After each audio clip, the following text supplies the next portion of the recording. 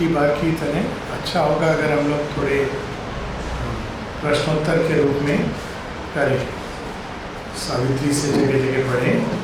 और इस विषय में पहला प्रश्न ऑलरेडी कल हम लोग बात कर रहे थे आपस में, और ये बहुत प्रैक्टिकल क्वेश्चन इस प्रकार का है कि क्या जीवन में जो कुछ होता है हमने चुना है? अगर हम कर्म सिद्धांत को लें या जब हम कहते हैं psychic being has made a choice, तो क्या सच में हमने चुना है, हमारी सोल ने चुना है? अचानक एक एक्सीडेंट हो जाता है और व्यक्ति उसमें अकाल मृत्यु को प्राप्त होता है, या रास्ते में जा रहा और सांप काट लेता है, बीमारी हो जाती है, तो क्या सच में सोल ने इसका चुनाव किया है? एक बात तो सच है कि संसार को अगर हम बहुत रियलिस्टिकली देखें तो एक और कुछ घटनाएं ऐसी हैं जिनमें हम कह सकते हैं कि हमने चुनाव किया था। जॉब, करियर ऑप्शन, पढ़ाई में कई बार वो भी हम लोग नहीं करते हैं, समाज या सोसाइटी का प्रेशर रहता है, पेरेंट्स इत्यादि इत्यादि। और कई घटनाएं ऐसी होती है जिसमें हमने निश्चित रूप से चुनाव नहीं किया। रास्ते में जा रहे हैं तो हम ये कह सकते हैं कि हमने रास्ते का चुनाव किया, एक्सीडेंट हो गया, इसमें ये नहीं कि हमने चुनाव किया था। बाहर से अगर हम देखें, सच ये है, श्री अरविंद हम लोगों को बताते हैं कि एक लंबे समय तक ये हमारे अंदर जो दो एस्पेक्ट्स हैं एक ही के, एक है पुरुष, एक प्रकृति, आत्मा और प्रकृति, जिसके द्वारा सारे काम होते हैं। एक लंबे समय तक जो पहला स्टेज होता है उसमें हमारा चैत्य बहुत भ्रूण अवस्था में रहता है। तो ये शब्द जब यूज करते हैं साइकिक बीइंग, तो माता जी स्पष्ट करती है कि इन everybody it is not a being. लंबे समय तक वो केवल एक स्पार्क है, it is not a being. का मतलब है कि वो एक फॉर्म्ड पर्सनालिटी बन गया, और जब तक वो एक स्पार्क रहता है तब तक प्रकृति के साथ उसका संबंध एक दास का रहता है। सिद्धिज्म योग में श्री अरविंद इसको बहुत सुंदर शब्द देते, अनीश। राजा है लेकिन वो नहीं जानता है कि वो राजा है। अनीश, ईश है लेकिन उसका कोई सुनता नहीं है। वो एक शिशु राजकुमार की तरह है, 1 साल का जो पालने में है, जिसके बिहाफ पर कोई और काम कर रहा है, लेकिन ना उसका लग रहा है कि हाँ राजकुमार का ये ऑर्डर है। एक्चुअली राजकुमार को पता भी नहीं है कि ऑर्डर देना क्या होता है, वो चुपचाप पालने में है, और प्रकृति वो ऑर्डर देती जा रही है और घटनाएं हो रही हैं। धीरे धीरे राजकुमार बड़ा हो रहा है, और जब वो नेक्स्ट स्टेप आता है, जब वो बड़ा होता है, समझने लगता है, और वो देखता है कि प्रकृति कर क्या रही है, ये मेरा मैनेजर क्या कर रहा है, तो वो अवस्था होती है साक्षी, विटनेस। वो देखने लगता है, समझने लगता है। उस समय व्यक्ति के अंदर एक सेल्फ अवेयरनेस का, सेल्फ रिफ्लेक्शन का भाव जागृत होता है, और हम एक साक्षी की तरह देखने लगते हैं जीवन की घटनाओं को, अंदर भी बाहर भी। और फिर उसके बाद जो तीसरा स्टेज है, वो फिर से हम अपने ईश इसको प्राप्त करते हैं, जब हम मास्टर होते हैं प्रकृति के।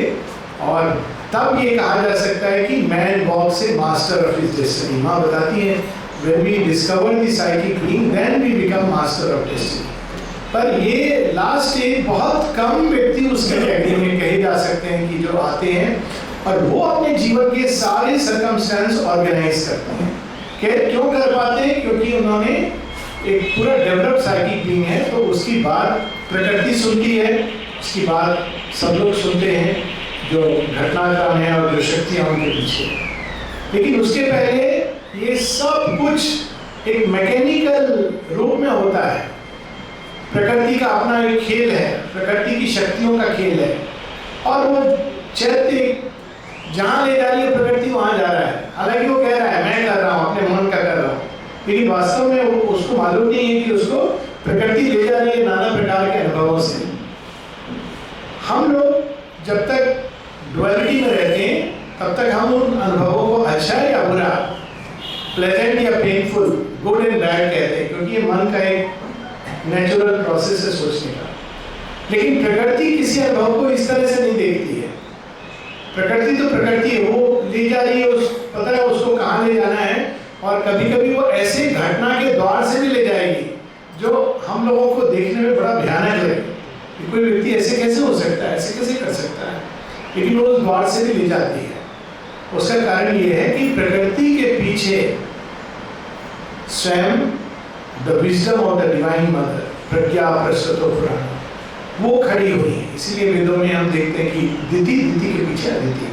ये दो स्टेज है हमारी ग्रोथ की। पहला जो डिवीजन के थ्रू ग्रो करते हैं उसमें ये सारे द्वंद्व होते हैं, और दूसरा जब हम अनडिवाइडेड कॉन्शियसनेस, माता जी के अगर बाद के राइटिंग पढ़े तो हम कॉन्स्टेंटली देखेंगे there is no error, he is everywhere, there is nothing else but ही।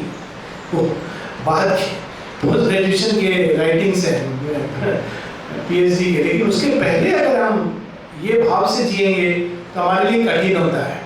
तो एक बीच का स्टेज है जब हमको ऐसा लगता है कि हमको चुनना चाहिए और हम चुनाव करते हैं। वहां पर ये प्रश्न आता है कि क्या सचमुच हम चुनाव करते हैं जब हम मन से सोच के कर रहे हैं? तो वहां भी श्री अरविंद कहते हैं जब तक हम मन के भी बंधन में हैं, जब तक हमारा चैत्य मन पर आश्रित है, वो पूरा विकसित नहीं हुआ, तब तक इवन जहां हमको लगता है कि हम चुन रहे हैं, वास्तव में हम नहीं चुन रहे।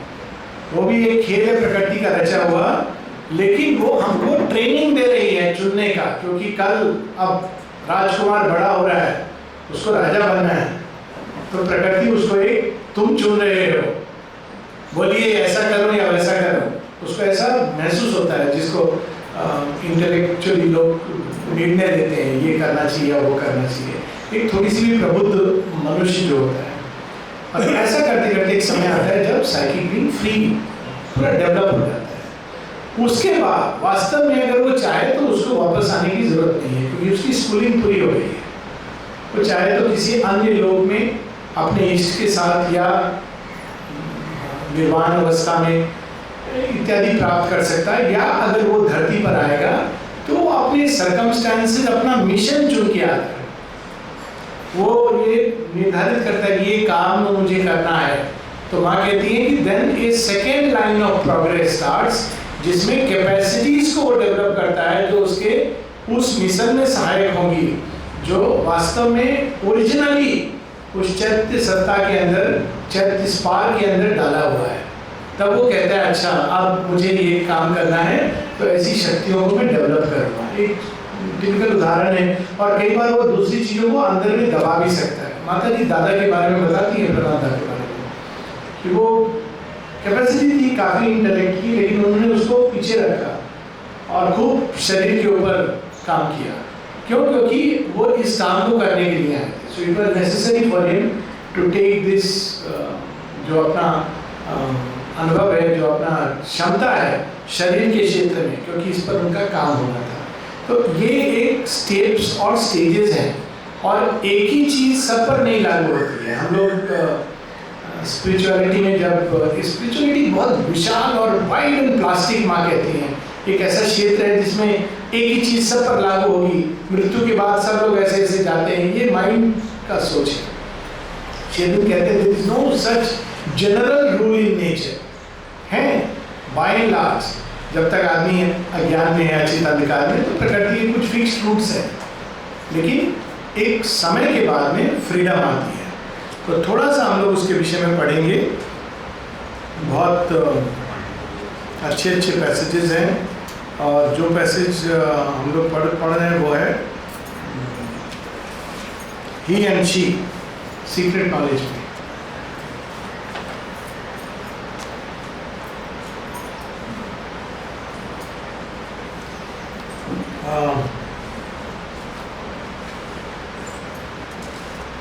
एक और पैसेज में निकाल लेता हूँ।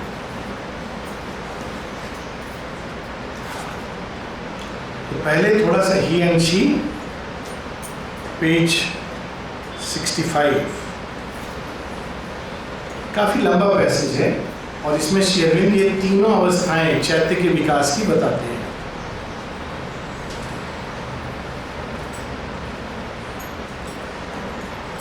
His silence is his signature to her deeds. अगर आप प्रकृति से पूछेंगे कि आपने सोल से पूछा, प्रकृति क्या कहेगी? मौनम स्वीकृति लक्षण। सोल चुप है, साइलेंट है, इंडिफरेंट है, उसको मालूम भी नहीं है कि क्या हो रहा है, तो वो it is signing on his behalf. In the execution of her drama scheme, in her fancies of the moment and its mood, in the march of this obvious ordinary world, where all is deep and strange with eyes that see, and nature's common forms are marvel wefts, she, through his witness sight and motion of might, unrolls the material of her cosmic act, her happenings that exalt and smite the soul, her force that moves, her powers that save and slay, her word that in the silence speaks to our hearts, her silence that transcends the summit word, her heights and depths to which our spirit moves, her events that weave the texture of our lives, and all by which we find or lose ourselves. सब कुछ एक अवस्था है जहाँ पे प्रकृति का खेल चल रहा है, हम केवल एक दास की तरह मौन स्वीकृति दे रहे हैं, और जहाँ वो हमको ले जा रही है हम पीछे पीछे जा रहे हैं. Things sweet and bitter, magnificent and mean, things terrible and beautiful and divine. Her empire in the cosmos she has built, he is governed by her subtle and mighty laws. His consciousness is a wave upon her peace. So, एकदम निम्नतम जगत से लेकर, निश्चेतना से लेकर उच्चतम चेतना तक उस प्रकृति का राज्य है, और वो खुद ही सोल को ट्रेनिंग दे रही है, और माइंड को समझ नहीं आ रहा है कि मेरे साथ ही क्यों हो रहा है, ऐसे क्यों हो रहा है, कभी अच्छा हो रहा है, कभी बुरा हो रहा है. वास्तव में ये अच्छे बुरे का खेल नहीं है, ये ग्रोथ और प्रोग्रेस का खेल है. इस खेल का कोई दो लक्ष्य नहीं है कि भगवान हमको पीड़ा देना चाह रहे हैं, भगवान ने हमको कष्ट क्यों दिया, माता जी हमको टेस्ट कर रही हैं. ये सब अज्ञान के सोच है. भगवान टेस्ट करेंगे तो सब फेल होंगे. तो हम लोगों को ग्रो करा रहे हैं कि तुम मेरे जैसे बनो. क्या जो अवतार और संत महात्मा आते हैं, क्या उनके जीवन में कठिनाई नहीं आती है? जितने अधिक डेवलप्ड होते हैं, जैसे पीएचडी वाले को ज़्यादा कठिन क्वेश्चन आता है. और हम अगर सारा जीवन देखें, कभी कभी ये स्मरण रखना चाहिए, जिससे कि हम लोगों को साहस मिले और ज्ञान मिले कि देखो वे लोग जो हमसे आगे गए कैसे गए. पता होगा ना, ये औरंगजेब का कहानी सबको कन्वर्ट करता था, हिंदू बन जाओ, मुसलमान बन जाओ, ये करता रहा. अब सब हिंदू लोग क्या करें, तो वो गए गुरु तेग बहादुर के पास. सिख गुरु थे, और सिख पंथ का स्थापना हुआ था हिंदूज को प्रोटेक्ट करने के लिए. वो लोग एक वही वेदांत से उन्होंने लिया है, लेकिन वो एक मार्शल रेस है. उन्होंने कहा था हम संरक्षण देंगे. तो गुरु ने बोला कि ठीक है, तुम बाकी हिंदू को छोड़ दो, मुझे कन्वर्ट कर दो. मुझे तो अगर कन्वर्ट कर दोगे तो सारे हिंदू मान जाएंगे. तो सब हिंदू लोग ने बोल दिया अगर गुरु जी कन्वर्ट हो जाएंगे हम लोग मान जाएंगे, मुसलमान बन जाएंगे. तो क्या क्या नहीं दिया पीड़ा उनको. बच्चा को गरम तवा पर बैठाना, उसके बाद खौलता तेल में और दीवार के अंदर डाल के मार देना, और लास्ट में वो प्रलोभन दिया, सब दिया. लास्ट में कहा मैं आपका सिर काट दूंगा अगर आप नहीं मानेंगे तो. इतना परेशान हो गया. तो गुरु मुस्कुरा के बोलते ठीक है सिर काट दो. उनको मालूम है कि जिस समय ये सिर गिरेगा औरंगजेब के राज्य का अंत आरंभ हो जाएगा. That is how the subtle cosmic forces work. अब वो सिर काट देता है. अब कोई प्रश्न कर सकता है कि वो तो स्पिरिचुअली इतना एक्सॉल्टेड है, उनके जीवन में ये घटना क्यों हुई. वो एक डेवलप्ड सोल है. डेवलप्ड सोल ये नहीं चुनती है कि मुझे कंफर्ट हो. ये हमारा सोच, ये हमारा सीमित सोच है. अच्छा डेवलप्ड सोल चुनेगी कि उसको बहुत बड़ा राजघराने में पैदा हो. इट मे और इट मे नॉट चूज. वो हमेशा जीवन में अच्छी अच्छी घटनाएं चुनेगी, क्योंकि हमारा माइंड इस तरह से सोचता है. लेकिन डेवलप्ड सोल इस तरह नहीं चुनती है. तो देखती है कि मेरा काम किस तरह से हो सकता है, जिस काम के लिए मैं आई हूँ। माता जी का आप देखिए, ठीक इस जन्म के पहले, ये तो अवतार उनका जन्म है, लेकिन विभूति के रूप में वो क्वीन कैथरीन के रूप में आती है।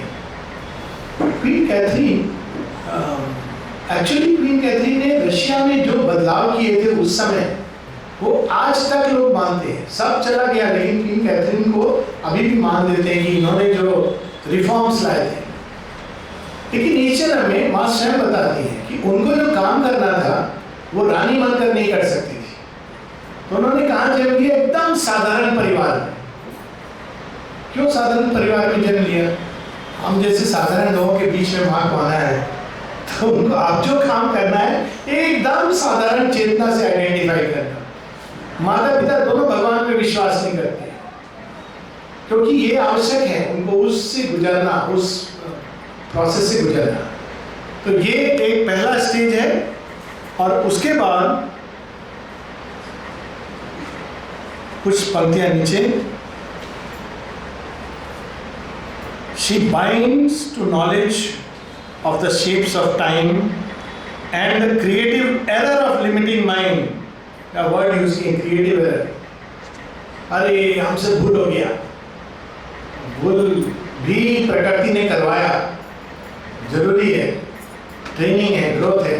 आपको लग रहा है कि भूल हो गया, creative error and chance that wear the rigid face of fate.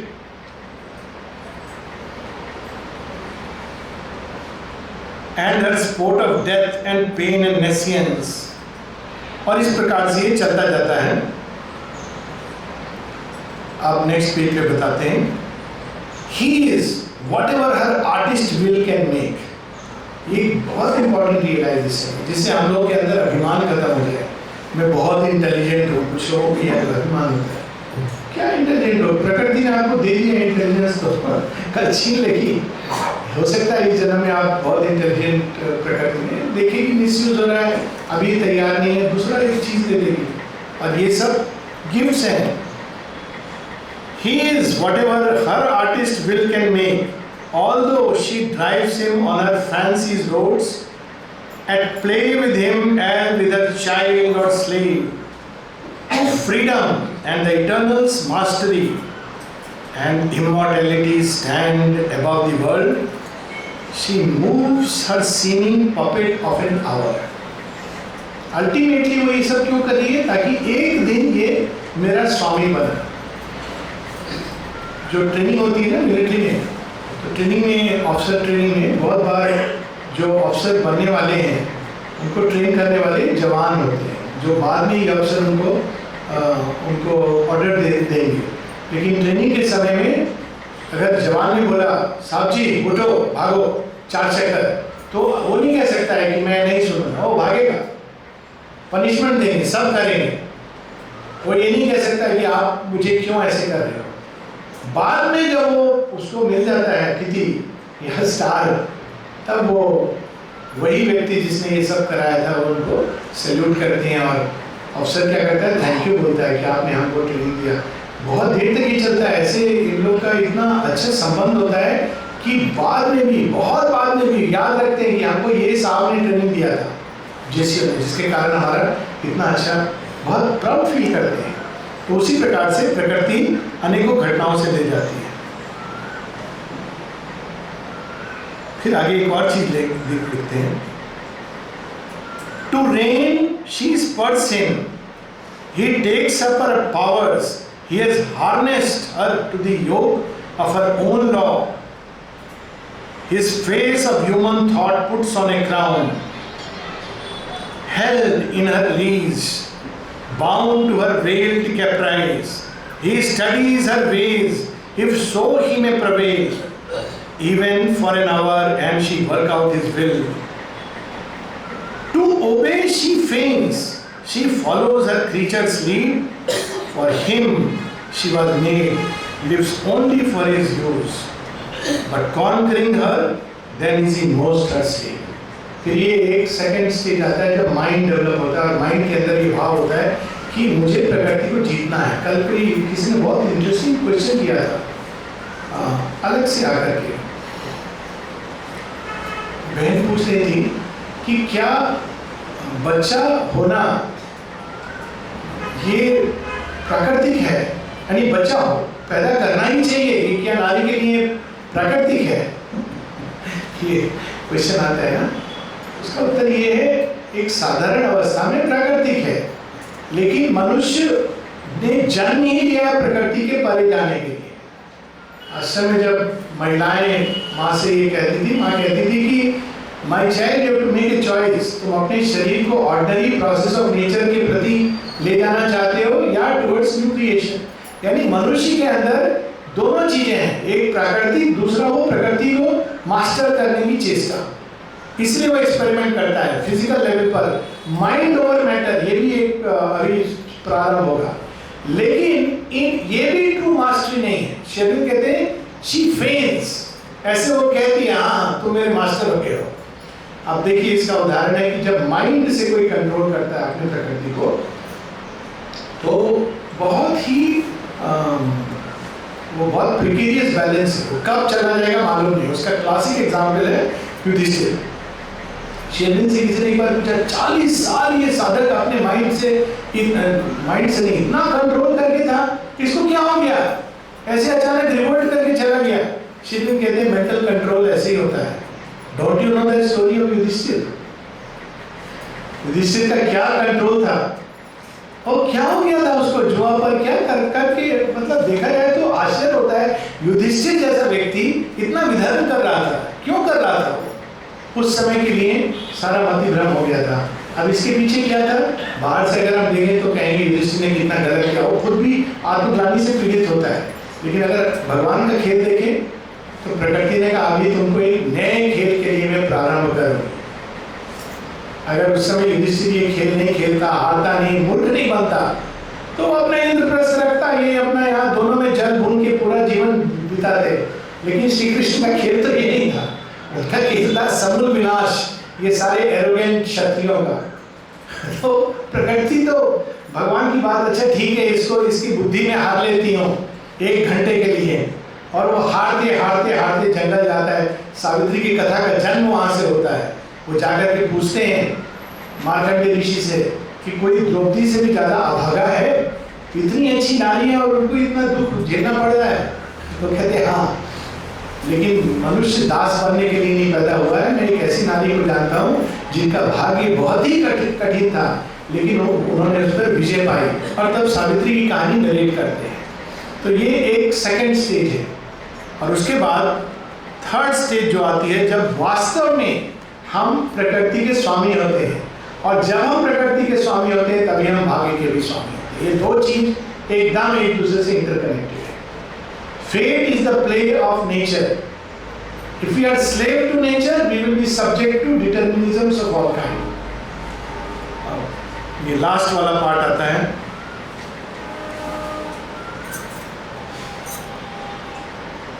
At last, he wakes to a memory of self.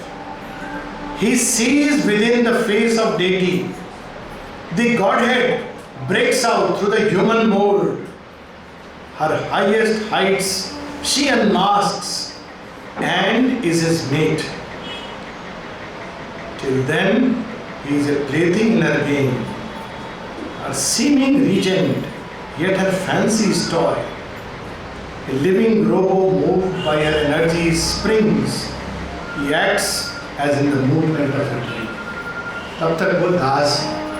तो ये सब जो हम लोग समझते हैं पुरुष प्रकृति का ये, इसका प्रैक्टिकल टेक होम पॉइंट क्या है? हम क्यों ये सब पढ़ें, क्यों जानें? इसका प्रैक्टिकल जो इम्प्लीकेशन है वो ये है कि अगर हम सच में चाहते हैं कि जीवन की घटनाओं के ऊपर उठें और एक दिन हम भाग्य के स्वामी बने, तो इसका तरीका बाहर नहीं, इसका तरीका अंदर जाके। जितना जल्दी हम चैत्य को पोषित करेंगे, जितना जल्दी हमारे अंदर चैत्य का जो भ्रूण है वो डेवलप होगा, और उसके अनेकों तरीके उपाय, एक सिंपल सबसे पावरफुल उपाय है जस्ट रीडिंग सावित्री। जितना जल्दी ये डेवलप होगा, क्योंकि सावित्री क्या है, उस चैत्य के लिए डिवाइन फूड है, नरिशमेंट। वो बच्चे को नरिशमेंट देते हैं ना, मिल्क देते हैं, ये डिवाइन मिल्क प्रोडक्ट है ओरिजिनल। जब देते हैं तो ग्रो करता है, और जब वो ग्रो करता है तो एक दिन वो भाग्य का नियंता बनता है। This is the path. तब तक हम कुछ भी करें, हम उसके दास ही रहेंगे। बहुत इंटरेस्टिंग एक लाइन, एक पैसेज पढ़ना चाहूँगा मैं, 161, कि किस तरह से हम लोग ये दासत्व स्वीकार करते हैं। और इसका एक प्रैक्टिकल चीज़ है कि कुछ भी हम कहें, कुछ भी करें, हमको हमेशा स्टेप बैक, कम से कम विटनेस बनना सीखना चाहिए। पेज 161,